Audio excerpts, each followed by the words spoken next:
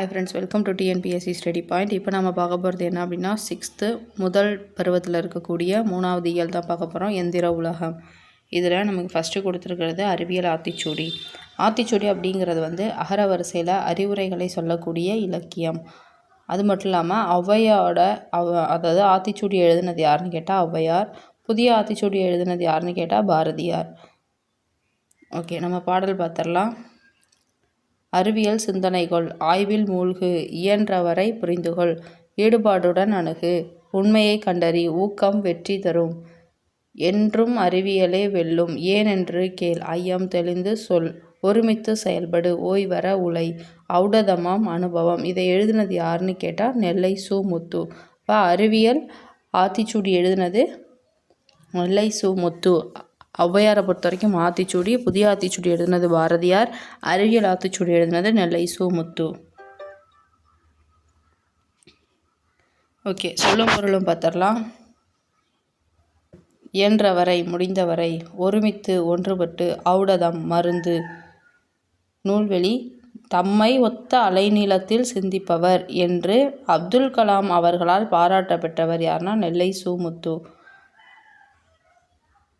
அறிவியல் அறிஞர் மற்றும் கவிஞர், விக்ரம் சாராபாய் விண்வெளி மையம், சதீஷ் தவான் விண்வெளி மையம், இந்திய விண்வெளி மையம் ஆகிய நிறுவனங்களில் பணியாற்றியவர். அறிவியல் கவிதைகள், கட்டுரைகள்னு நிறைய எழுதியிருக்காரு. 80க்கும் மேற்பட்ட நூல்களை எழுதி வெளியிட்டுள்ளார்.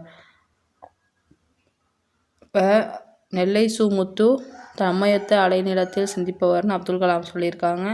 3 இடத்துல வேலை பார்த்துருக்காரு. 80க்கும் மேற்பட்ட நூல்களை எழுதியிருக்காரு. உடல் நோய்க்கு என்ன தேவை? மருந்து தேவை. ஆனால் இதை வந்து மருந்துனா ஔடதம். ஓகே, நண்பர்களுடன் டேஷ் விளையாடு, ஒருமித்து விளையாடு, கண்டறி, கண்டு கூட்டல் அறி, ஓய்வர, ஓய்வு கூட்டல் அற, ஏன் கூட்டல் என்று சேர்த்து எழுதணும் அப்படின்னா ஏன் என்று, ஔடதம் கூட்டலாம் ஔடதமாம். ஓகே, அடுத்தது வந்து பொறுத்துக. அணுகு அப்படின்னா விலகு, ஐயம் தெளிவு, ஊக்கம் சோர்வு, உண்மை பொய்மை, இது எதிர்ச்சொல், அந்த மீனிங்கில் வருது. ஓகே, அடுத்தது வந்து அறிவியல் ஆள்வோம் அப்படிங்கிறது. இதை வந்து எப்படின்னா, இது ஆத்தர்லாம் கிடையாது, ஒரு பர்டிகுலர் டீமாக சேர்ந்து பண்ணுற மாதிரி பார்க்கலாம். அறிவியல் ஆய்வுக்கு எல்லை இல்லை. மண்ணில், விண்ணில், கடலில், காற்றில் என எங்கும் ஆய்வுகள் நிகழ்கின்றன. மனிதன் நகலாக எந்திர மனிதனை படைக்கின்றான். அதை ரோபோஸ் இருக்கு இல்லையா, அது மனித உடலின் பாகங்களையும் எந்திரங்களின் பாகங்களை போல் மாற்றுகின்றான். கோள்கள் இனி நமக்கு தொலைவு இல்லை. நேற்றைய மனிதன் நினைத்து பார்க்காத பலவற்றை இன்றைய மனிதன் நிகழ்த்தி காட்டுகின்றான். இன்றைய மனிதனின் கனவுகளை நாளை நாம் நினைவாக்குவோம் வாருங்கள் அப்படின்னு கொடுத்து பாடல் வரி கொடுத்துருக்காங்க. பார்த்துடலாம். கடலின் அடியில் மூழ்கி ஆய்வுகள் செய்து பார்க்கின்றான். நீலவானின் மேலே பறந்து நிலவில் வாழ நினைக்கின்றான். செயற்கைக்கோளை விண்ணில் ஏவி செய்தி தொடர்பில் சிறக்கின்றான். இயற்கை வளமும் புயலும் மழையும் எங்கே என்று உரைக்கின்றான். எழுவும் தசையும் இல்லாது இயங்கும் எந்திர மனிதனை படைக்கின்றான். இணைய வலையால் உலகம் முழுமையும் உள்ளங்கையில் கொடுக்கின்றான். உறுப்பை மாற்றும் மருத்துவம் கண்டு உடலும் உயிரும் காக்கின்றான். அணுவை பிளந்து ஆற்றலை எடுத்து அனைத்தும் செய்து பார்க்கின்றான். நாளை மனிதன் கோள்களிலெல்லாம் நகரம் அமைத்து வாழ்ந்திடுவான். வேலைதோறும் பயணம் செய்ய விண்வெளி பாதை அமைத்திடுவான். அதாவது பாடநூல் ஆசிரியர் குழு இந்த இதை வந்து கொடுத்துருக்காங்க. ஓகே, பாடலோட பொருள் நமக்கு பாடலை படிக்கும் போதே புரிஞ்சிருச்சு. இருந்தாலும் ஒரு தடவை வாசிக்கணும்னா பார்த்துடலாம். மனிதன் அதாவது ஆழ்கடலுக்குள் சென்று அங்கே ஆய்வுகள் செய்கிறான். நீல வானில் பறந்து நிலவில் போயும் வாழணும்னு நினைக்கிறான். வானத்தில் செலுத்தக்கூடிய செயற்கைக்கோள்களோட உதவியோட செய்தி தொடர்பில் சிறந்து விளங்குகின்றான். இயற்கை வளங்களை வந்து கண்டறிந்து கூறுகிறான். எலும்பு தசை இல்லாமல் ரோபோட்டை வந்து படைக்கிறான். இணையவலையின் உதவியால் உலகத்தையே உள்ளங்கையில் கொடுக்குறான். பாதிக்கப்பட்ட உறுப்புகளை மாற்றி பொருத்தி, அதாவது உறுப்பு மாற்று சிகிச்சை இருக்குல்லையா, அது உடலையும் உயிரையும் காக்க வழி செய்து விட்டான்.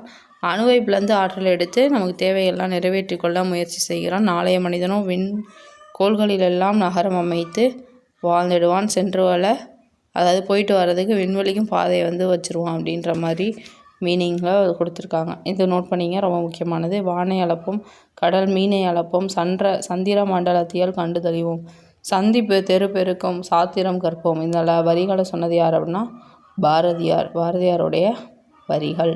மனிதன் எப்பொழுதும் உண்மையை உரைக்கின்றான். அதாவது எந்த ரை வரும் அப்படிங்கிற மாதிரி இந்த ரை தான் வரும், உரைக்கின்றான். அடுத்தது ஆழ்கடல் என்னும் சொல்லை பிரித்து எழுத கிடைப்பது ஆழம் கூட்டல் கடல். விண்வெளி எனும் சொல்லை பிரித்தெழுத கிடைப்பது விண் கூட்டல் வெளி. நீலவானம் நீலவான். இல்லாது கூட்டல் இயங்கும் இல்லாது இயங்கும். அடுத்தது கணியனின் நண்பன்.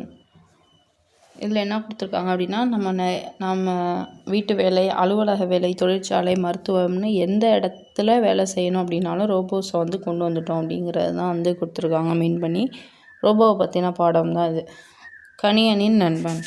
ஓகே, இதில் ஃபஸ்ட்டு இதில் வந்து ஒன்றும் கிடையாது, பாயிண்ட்ஸ் மட்டும் சொல்கிறேன், நோட் பண்ணிங்க. எந்திர மனிதன் நகர்ந்து ஓகே, அதாவது எந்திர மனிதன்னா ரோபோ அப்படின்னா நம்ம இதை யாரை சொல்கிறோன்னா எந்திர மனிதன், அதுதான் ரோபோ. அடுத்தது அதாவது காரல் கபேக் அப்படிங்கிறவர் வந்து எந்த நாட்டை சேர்ந்தவர் அப்படின்னா செக் நாட்டை சேர்ந்தவர். காரல் கபேக் வந்து செக் நாட்டை சேர்ந்தவர்.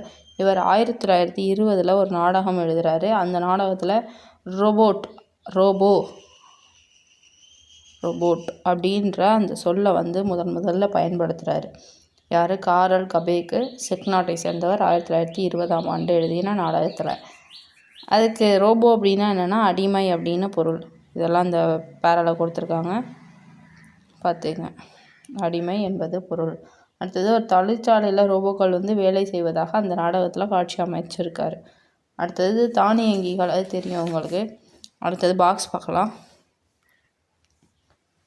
நுண்ணுணர்வு கருவிகள்னால் இங்கிலீஷில் சென்சார்ஸ் அப்படின்னு சொல்லுவோம், அதை நோட் பண்ணிங்க. பாக்ஸ் பார்த்துடலாம். மனித முயற்சிகளுக்கு மாற்றாக தானே இயங்கும் எந்திரம் தானியங்கி. ஓகேவா? இவை தோற்றத்தில் மனிதரைப் போல இல்லாமல் இருக்கலாம், ஆனால் மனிதனைப் போல செயல்களை நிறைவேற்றும் அப்படின்னு சொல்லி பிரிட்டானிக்கா கலைக்களஞ்சியம் வந்து தானியங்கி அப்படிங்கிறதுக்கு வந்து விளக்கம் கொடுத்துருக்கு. அதை நோட் பண்ணிக்கிங்க. மனிதன் மாதிரி இல்லாமல் இருக்கலாம், ஆனால் மனிதன் மாதிரி எல்லா வேலையும் செய்யும் அப்படின்னு பிரிட்டானிக்கா கலைக்களஞ்சியம் வந்து சொல்லுது. ஓகே,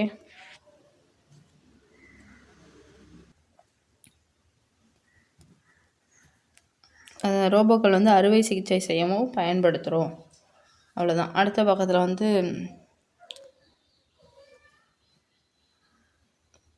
மனிதர் மாதிரி ரோபோக்கள் இயங்குறதுக்கு நம்ம வந்து எதை யூஸ் பண்ணுறோம் அப்படின்னா செயற்கை நுண்ணறிவு, ஆர்டிஃபிஷியல் இன்டெலிஜென்ஸ்னு சொல்கிறாங்க இல்லையா, அது வந்து பயன்படுத்தப்படுது. அடுத்தது இதை நோட் பண்ணிங்க. 1997 ஒரு சதுரங்க போட்டி நடக்குது. 1997 மே மாதம் சதுரங்க போட்டி நடக்குது. அதில் வந்து கேரி காஸ்ப்ரோ அப்படிங்கிறவர் வந்து கலந்துக்கிறார். அவர் வந்து ஒரு நல்ல செஸ் சாம்பியன். அகில உலக சதுரங்க வெற்றியாளர் யார் அப்படின்னா கேரி காஸ்ப்ரோ அப்படிங்கிறவர். அவர் வந்து ஐபிஎம் அப்படின்ற நிறுவனம் உருவாக்கிய டீப் ப்ளூ அப்படின்ற சூப்பர் கம்ப்யூட்டர் நியூத்திரன் கணினி வந்து அவரோட போட்டியிடுது. அப்போ யார் உருவாக்குனது? ஐபிஎம் உருவாக்குன அது உருவாக்குன டீப் ப்ளூ அந்த கம்ப்யூட்டர் யாரோட போட்டி போடுதுன்னா கேரி காஸ்ப்ரோவோட. 1997 தான் அப்துல் கலாமுக்கு பாரத ரத்னா விருது வாங்கி கொடுத்துருப்பாங்க. அதே வருஷம்தான் இதுவும் நடந்திருக்கு. ஓகே, அடுத்தது இது பார்த்தீங்க. உலகிலேயே முதல்ல ரோபோவுக்கு வந்து குடியுரிமை வழங்கிய நாடு எது அப்படின்னு கேட்டால் சவுதி அரேபியா. அந்த ரோபோவோட பெயர் வந்து சோபியா. ஐக்கிய நாடுகள் சபை புதுமைகளின் வெற்றியாளர் அப்படின்ற பட்டத்தை வந்து வழங்கியுள்ளது. ஓகே, அந்த ரோபோவுக்கு உயிரில்லாத ஒரு பொருளுக்கு வந்து ஐக்கிய நாடுகள் சபை வந்து பட்டம் வழங்குறது வந்து இதுதான் முதல் முறை அப்படின்னு சொல்லியிருக்காங்க. இப்போ சோபியா பட்டம் வழங்கினா அந்த ரோபோ பேர் சோபியா, அவ்வளோதான். அடுத்தது புக் பேக் பார்த்துடலாம். நுட்பமாக சிந்தித்து அறிவது என்ன அப்படின்னா நுண்ணறிவு. தானே இயங்கும் எந்திரம் தானியங்கி. நின்றிருந்த நின்று கூட்டல் இருந்த. அவ்வுருவம் கூட்டல் உருவம் அவ்வுருவம். மருத்துவம் கூட்டல் துறைங்கிறது மருத்துவத்துறை. ஓகே, அடுத்தது பின்னாடி பக்கத்தில் செயல் கூட்டல் இலக்க செயல் இலக்க. நீக்குதல் எதிர்ச்சொல் சேர்த்தல். எளிது என்னும் சொல்லின் எதிர்ச்சொல் அரிது. மனிதர்கள் தன் வேலைகளை எளிதாக கண்டுபிடித்தது தான் என்னது? ரோபோட்.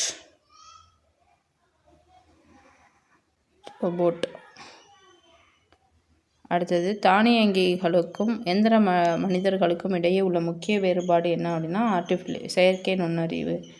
உலக சதுரங்க வீரரை வெற்றி கொண்ட மீத்திறன் கணினியின் பெயர் டீப் ப்ளூ. IBM உருவாக்குனது. சோபியா அப்படின்ற ரோபோக்கு குடிமை உரிமை வழங்கிய நாடு சவுதி அரேபியா. ஓகே, அடுத்தது ஒளி பிறந்தது. குழந்தைகளிடமும் மாணவர்களிடமும் மிகுந்த அன்பு காட்டியவர் யார் அப்படின்னா டாக்டர் அப்துல் கலாம். APJ அப்துல் கலாம். அவர் தான் குழந்தைகளிடமும் மாணவர்களிடமும் மிகுந்த அன்பு காட்டியவர். அவர் இறந்துட்டார். ஸோ மறைந்த முன்னாள் குடியரசு தலைவர் யார்? அப்துல் கலாம். ஓகே, இதில் நோட் பண்ண வேண்டிய பாயிண்ட்ஸ் மட்டும் சொல்கிறேன், எல்லாம் பார்க்க வேண்டாம். இது பார்த்தீங்க,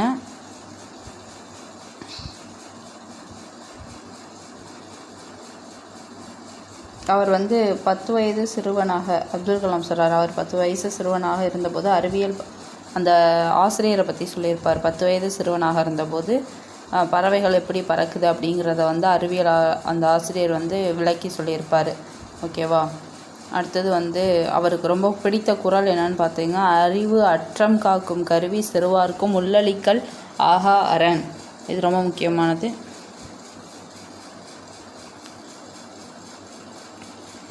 அறிவு அற்றம் காக்கும் கருவி செருவார்க்கும் உள்ளளிக்கல் ஆஹா அரண். இது ரொம்ப முக்கியமானது. அவருக்கு ரொம்ப பிடித்த திருக்குறள். அது மட்டும் இல்லாமல் லில்லியன் வாட்சன் எழுதிய விளக்குகள் பல தந்த ஒளி, அதாவது லைட்ஸ் ஃப்ரம் மெனி லேம்ப்ஸ் அப்படின்ற நூலும் அவருக்கு ரொம்ப பிடிக்கும். அப்போ அவருக்கு பிடித்தது 2 விஷயம், விளக்குகள் பல தந்த ஒளி, அப்புறம் அந்த திருக்குறள். ஓகே, அடுத்தது அதை படிக்கும்பொழுது அவருக்கு என்னென்ன கிடச்சிச்சு அப்படின்னா அறிவு, தன்னம்பிக்கை, மகிழ்ச்சின்னு 3மே அவருக்கு கிடச்சிச்சான். ஓகே, இது பார்த்திங்கன்னா அறிவு, தன்னம்பிக்கை, மகிழ்ச்சி. அறிவு, தன்னம்பிக்கை, மகிழ்ச்சி அப்படின்னு 3மே கிடச்சிருக்கு. திருக்குறள் அறிவு அற்றம் காக்கும் கருவி சிறுவாருக்கும் உள்ளளிக்கல் ஆஹா அரண், அதுதான் அந்த திருக்குறள். அப்புறம் லில்லியன் வாட்சன் எழுதின விளக்குகள் பல தந்த ஒளி, lights from many lamps. Okay, அடுத்தது கால் முடியாதவங்களுக்கு வெயிட்டு கம்மியாக அந்த இது செஞ்சுருப்பாங்க.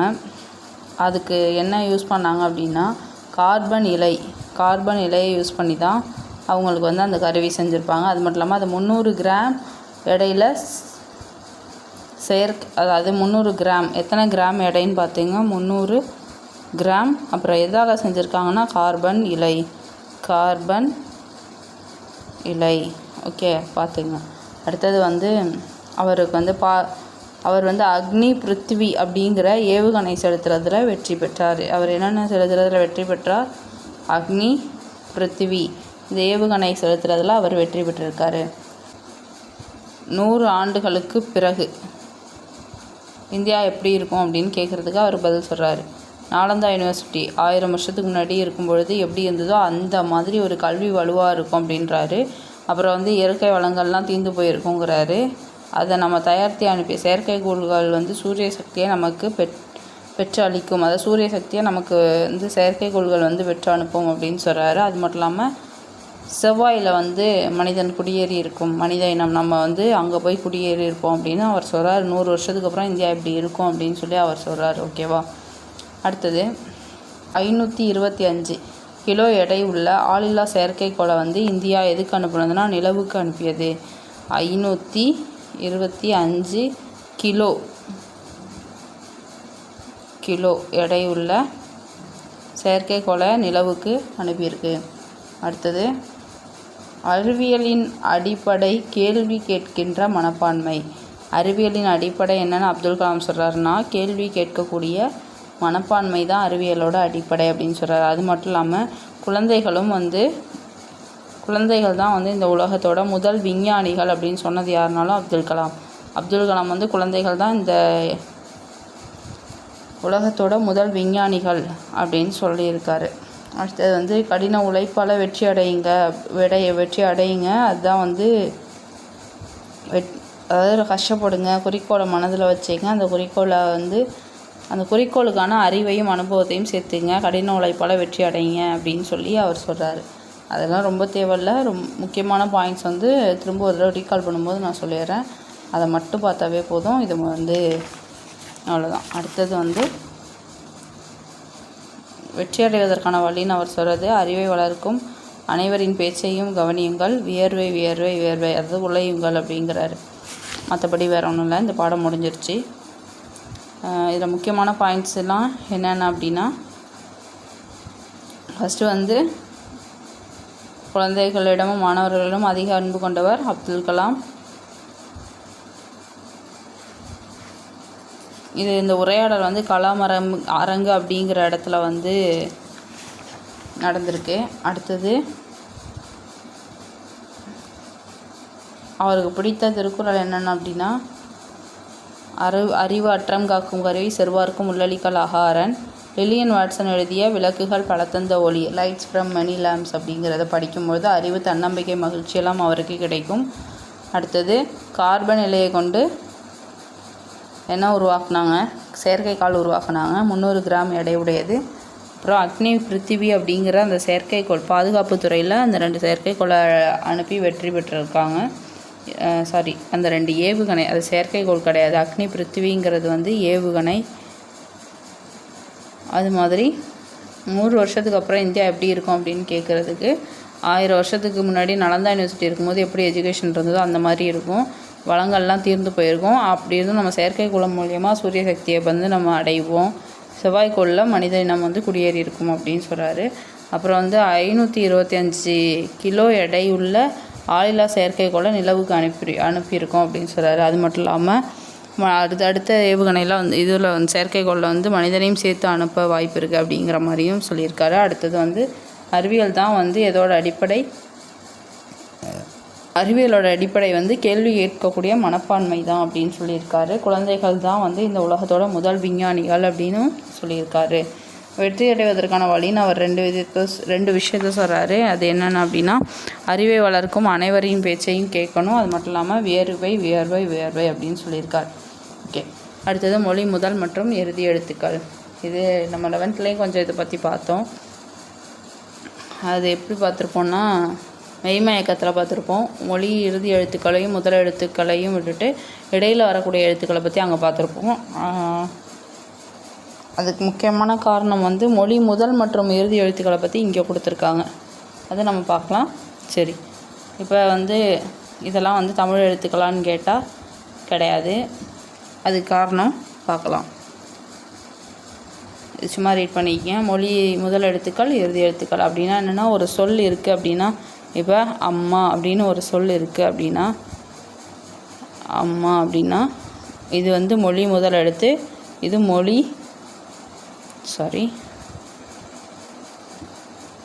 இது வந்து ஆ வந்து மொழி முதல் எழுத்து, மா வந்து மொழி இறுதி எழுத்து, இம் வந்து மொழி இடை எழுத்து. ஓகே, இப்போ நம்ம இதில் பார்க்க போகிறது மொழி முதல் மற்றும் இறுதி எழுத்துக்கள் தான். மொழி முதல் எழுத்துக்களில் என்னென்ன வரும் அப்படின்றத பார்த்துடலாம். ஃபஸ்ட்டு மொழி அப்படிங்கிறதுக்கு வந்து மொழி அப்படின்னா சொல் என்ற பொருள் உண்டு. மொழி என்பதற்கு சொல் என்ற பொருள் உண்டு. சொல்லின் முதலில் வரும் எழுத்துக்களை மொழி முதல் எழுத்துக்கள் என்பர். ஓகே, உயிரெழுத்துக்கள் 12. உயிரெழுத்துக்கள் எத்தனை? 12. அது சொல்லின் முதலில் வரும். அது மட்டும் இல்லாமல்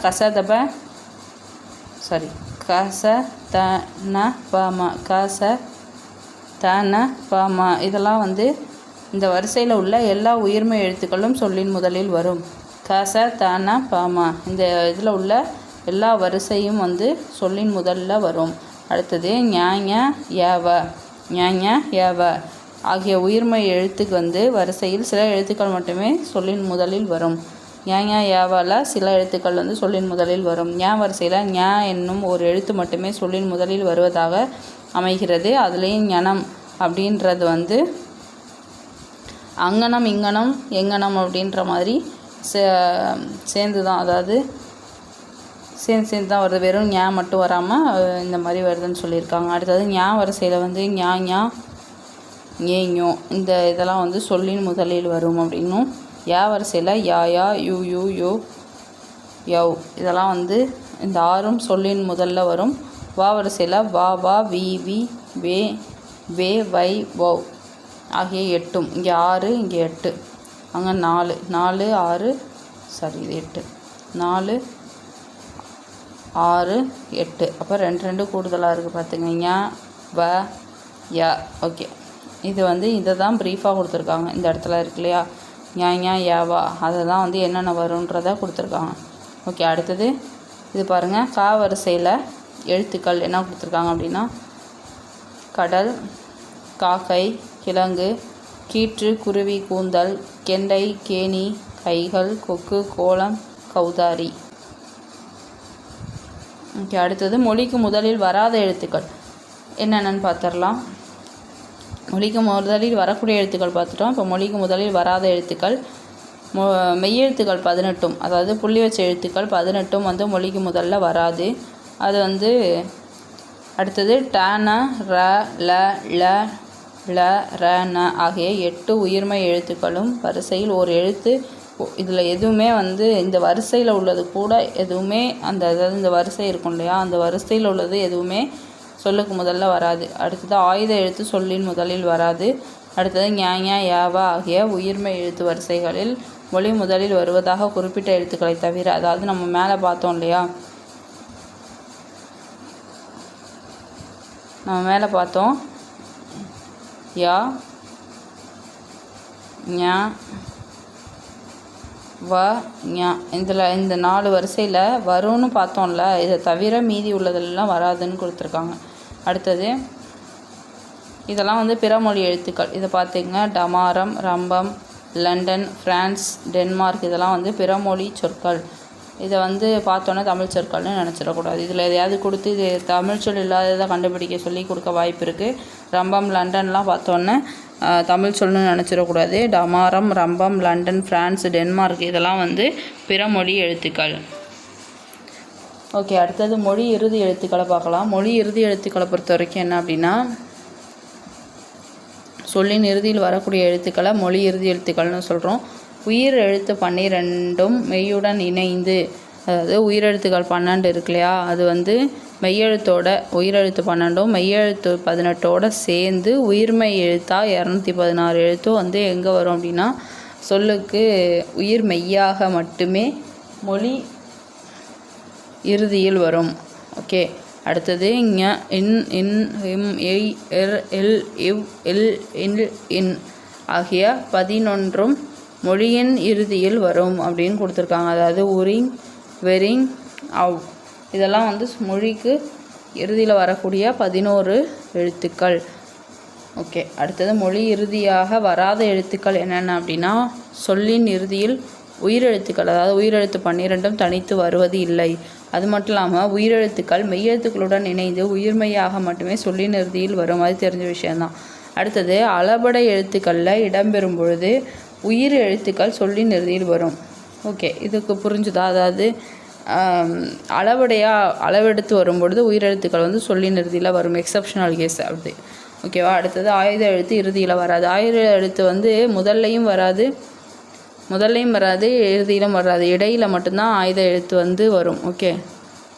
அடுத்தது இக்கு, இங்கு, இச்சு, இட்டு, இத்து, இப்பு, இப்பு, இரு ஆகிய 7 மெய் எழுத்துக்களும் சொல்லின் இறுதியில் வராது. இக்கு, இங்கு, இச்சு, இட்டு, இத்து, இக்கு, இங்கு, இச்சு, இட்டு, இத்து, இப்பு, இரு ஆகிய 7 மெய்யெழுத்துக்களும் சொல்லின் இறுதியில் வராது. உயிர்மெய் எழுத்துக்கள் ஞா வரிசையில் உள்ள உயிர்மெய் எழுத்துக்கள் வந்து சொல்லின் இறுதியில் வராது.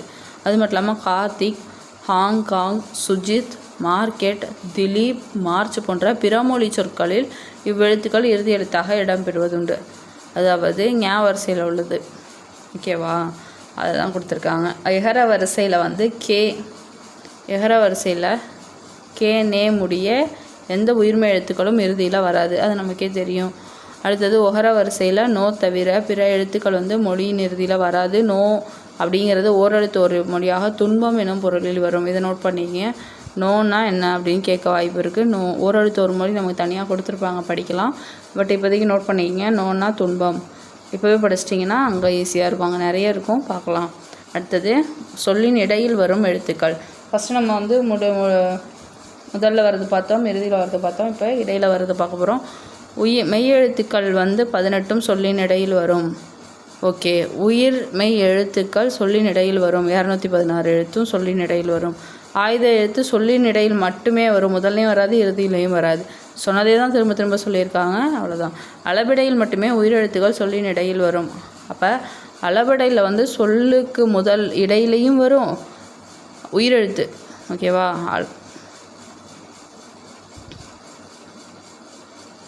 சொல்லுக்கு அளபடை எழுத்துக்கள் வந்து அளபடையில் வந்து உயிரெழுத்து வந்து சொல்லுக்கு முதல்லையும் இடையிலையும் வரும், இறுதியிலையும் வரும். ஓகே, அடுத்தது அளபடை பற்றிய அது ஒரு அடுத்தடுத்த கிளாஸில் இருக்கும்னு கொடுத்துருக்காங்க, அவ்வளோதான். இதில் பார்த்தீங்கன்னா தெரியும். 1921ஆம் ஆண்டு மத்திய தரைக்கடலில் ஒரு கப்பல் இங்கிலாந்தை நோக்கி சென்றது. அதில் தமிழர் ஒருவர் கப்பலின் மேல்தளத்தில் நின்று கடல் அலைகளை பார்த்து கொண்டிருந்தார். திடீரென அவரது உள்ளத்தில் கடல் நீர் ஏன் நீல நிறமாக காட்சியளிக்கிறது என்ற வினா எழுந்தது. அவ்வினா அவரை உறங்க விடவில்லை. இங்கிலாந்து பயணம். அப்போ அவர் எங்கே பயணம் செய்தார்? இங்கிலாந்து. ஓகே,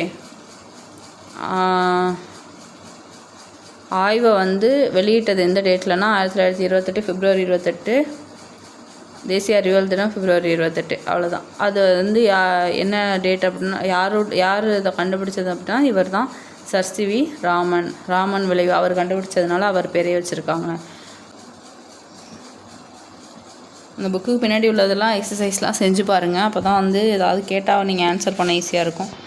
ஆர்டிஃபிஷியல் இன்டெலிஜென்ஸ், செயற்கை நுண்ணறிவு, மீத்திரான் கணினி, சூப்பர் கம்ப்யூட்டர், இன்டெலிஜென்ஸ் நுண்ணறிவு, செயற்கைக்கோள் வந்து சேட்டலைட்.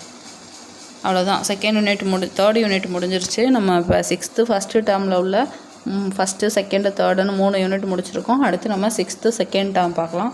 தேங்க்யூ.